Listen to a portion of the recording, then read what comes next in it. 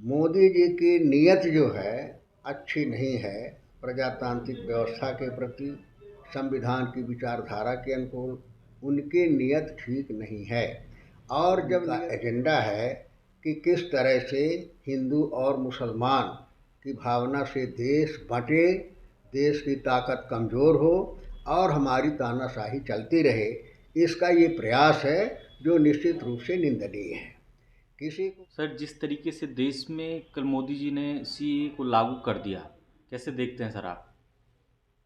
देखिए, कोई कानून या ना कोई आदेश जारी करना, उसकी मेरिट डिमेरिट अपने स्थान पे है। हम्म। सबसे महत्वपूर्ण है कि लागू करने वाले की, सरकार की या मोदी जी की नीयत क्या है। तो नीयत पर बहुत चीज़ें निर्भर करती हैं, उसके फायदे और नुकसान पर। मोदी जी की नीयत जो है अच्छी नहीं है। प्रजातांत्रिक व्यवस्था के प्रति, संविधान की विचारधारा के अनुकूल उनकी नीयत ठीक नहीं है। और जब नीयत ठीक नहीं हो तो उसी कानून का दुरुपयोग होता है और लोगों का अहित होता है।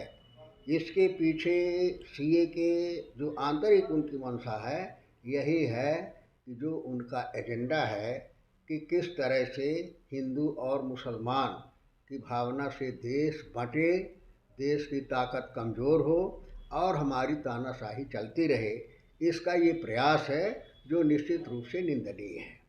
किसी को भी जो हमारे संविधान ने एक बार जो स्वीकार कर लिया, उसके जाति के आधार पर, वर्ग के आधार पर, भाषा के आधार पर कोई इस तरह का भेदभाव नहीं होना चाहिए। जो इनकी छिपी हुई नीयत है वो दुर्भाग्यपूर्ण है। केजरीवाल ने सर कहा कि ये जो मोदी जी बीजेपी दुनिया की ऐसी पार्टी है जो पड़ोसी देश के गरीबों को लाकर अपना वोट बैंक बनाना चाहती है। गरीबों का जो है वही कह रहे हैं कि उसके पीछे जो उनकी भावना छिपी हुई है कि किसी माध्यम से किसी लेवल पर जो है एक ये भाव पैदा हो जाए कि जो उनका हिंदुज़म है उसको वो चाहते हैं कि किसी तरह से ये हिंदू के नाम पर हमको वोट दे दे।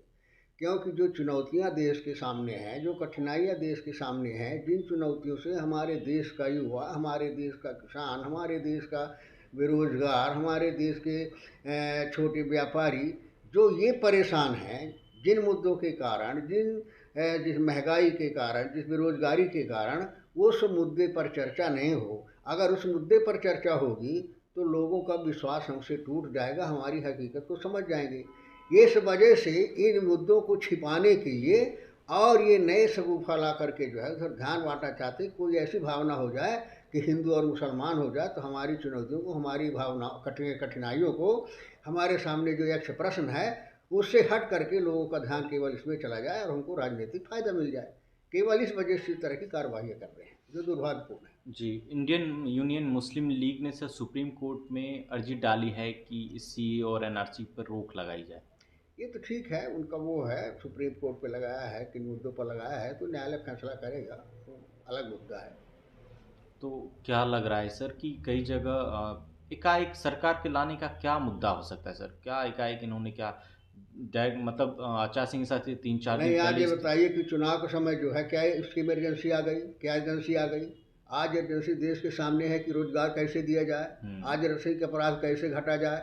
आज इमरजेंसी है कि बॉर्डर पर किसान बैठा हुआ है तो उसके ऊपर कीले ठों कर रहे हैं, सड़क में पक्के अवरोध पैदा कर रहे हैं, जिस तरह का पाकिस्तान और चाइना के बॉर्डर पर भी नहीं है। इस तरह की बॉर्डर लगाने की आवश्यकता नहीं हो, किसान को समझो, उसके दर्द को समझो, उसके दर्द को समझने के लिए टाइम नहीं है। तो जो मान्य राष्ट्रीय मुद्दे हैं, देश से जुड़े हुए मुद्दे हैं, लोगों के जीवन से जुड़े हुए मुद्दे हैं, उनके भविष्य से जुड़े मुद्दे हैं, संविधान से जुड़ा मुद्दा है, उसके लिए इनके पास समय नहीं है, उनके लिए गंभीर विषय नहीं है। तो सवाल इस तरह का सरकार की नीयत क्या है, वो नीयत पर निर्भर करता है, जो निश्चित रूप से किसी न किसी बहाने से उन मुद्दों से लोगों का ध्यान भटकाना चाहते हैं और बनावटी तरीके से जो है लोगों का विश्वास अर्जित करना चाहते हैं। हेमंत विश्वा शर्मा ने कहा कि अगर ये नहीं लाते तो मैं इस्तीफ़ा दे देता। अब ये तो व्यक्तिगत विचार किसी के, कौन किस कारण से देता है, कहता कुछ है, करता कुछ है, उसकी मंशा कुछ दूसरी होती है। तो ये अलग अलग इरादे, अलग अलग विचार हैं, ये वक्तव्य में ज़्यादा कोई टिप्पणी करने की ज़रूरत नहीं है। कैसे देख रहे हैं सर लोकसभा चुनाव का परिणाम आप देख रहे हैं अलग अलग पार्टियां तैयारी कर रही है, कांग्रेस किस तरीके से तैयारी कर रही है सर जन समर्थन को लेके? देखिए, जो जहाँ जिस तरह से मोदी जी ने बोया, जिस तरह से लोगों को बांटा है, जिस तरह से एक धर्मांधता का, जिस तरह से एक अविश्वास वातावरण बनाया है, लोगों के विश्वास को तोड़ा है, उससे निश्चित रूप से ऐसा लगता है कि मोदी 400 बात करते हैं, 200 पार होना मुश्किल है। और जिस तरीके से सर राहुल गांधी जी भारत जोड़ो यात्रा कर रहे हैं, गुजरात में भी गए थे तो वहाँ भी अपार समर्थन, गोधरा के लोग उन पे उनकी पूजा कर रहे थे सर। नहीं तो वही तो कह रहे हैं, आप ये बताइए कि मोदी जी प्रधानमंत्री हैं, सबसे बड़े नेता हिंदुस्तान के हैं, सत्ता की सरकार के मुखिया हैं।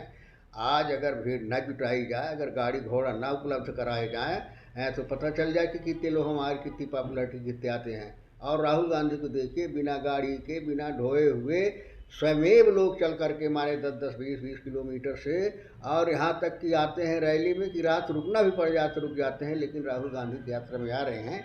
ये माने उनका लगाव है, प्रेम है लोगों के प्रति, लोगों का विश्वास है जिस तरह से राहुल गांधी के साथ जुड़ रहे हैं, कि वो राहुल गांधी के ऊपर विश्वास करते हैं कि ये नौजवान हमारी समस्याओं के लिए लड़ सकता है। यही एक ऐसा व्यक्ति है जो बिना दबाव के, बिना डर के सच्चाई की आवाज़ को उजागर कर रहा है। आपकी सर भविष्यवाणी सच हुई जो आपने कहा था कि बीजेपी सर हिंदू मुस्लिम की राजनीति कर रहा है, सीए में भी वही देखने को मिला। निश्चित रूप से वो तो माने हर एजेंडे में ही करते हैं, उनका एक ही मकसद है कि किसी तरह से हमारी कुर्सी भी बची रहे, हमारे कुर्सी के लिए हमको वोट मिल जाए।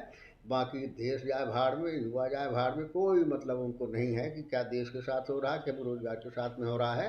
केवल उनको कुर्सी दिखती है और तानाशाही प्रवृत्ति दिखती है कि हमारे पास औजार है, सीबीआई का है, हमारे पास ईडी है, हमारे पास संस्थाएं हैं, हम जिस तरह से चाहें भय दिखा करके, दबाव डाल करके जो है हम विश्वास मत हासिल कर सकते हैं।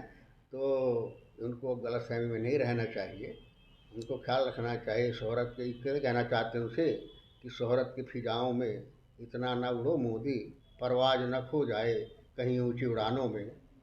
फिर से एक बार इसको सर बताइएगा। शोहरत की फिजाओं में इतना न उड़ो मोदी, हाँ परवाज न खो जाए कहीं ऊंची उड़ानों में। जी।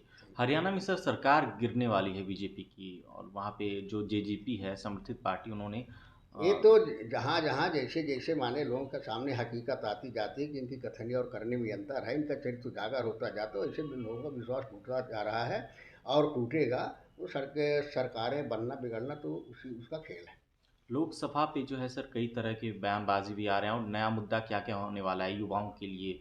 राहुल गांधी जी भी 5 गारंटी की बात कर रहे हैं। नहीं तो गारंटी जो राहुल जी ले रहे हैं वो सच्चाई है, यथार्थ है, जिस देश के लोगों के जीवन से जुड़ी हुई है, जो संविधान से जुड़ी हुई है, जो प्रजातंत्र से जुड़ी हुई है। बिना उसके प्रजातंत्र की कल्पना ही बेकार है। वो तो उस मौलिक बातों को कर रहे हैं राहुल गांधी। मोदी जी भी गारंटी दे रहे हैं सर।